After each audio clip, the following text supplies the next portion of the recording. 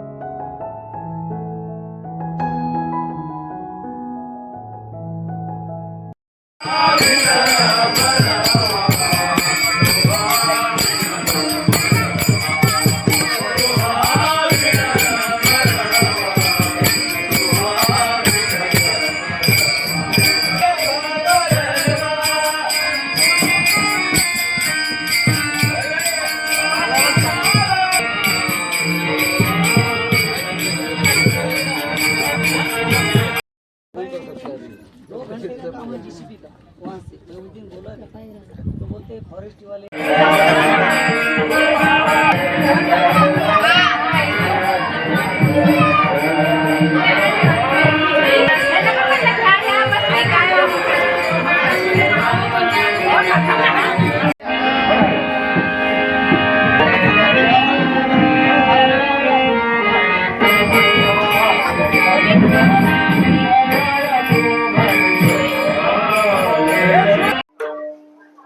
पंचवीस एप्रिल 1995 रोजी संत गजानन महाराज शेगाव यांच्या मूर्तीची इथे प्राणप्रतिष्ठा झालेली होती आणि आज हे 31वे वर्ष आहे।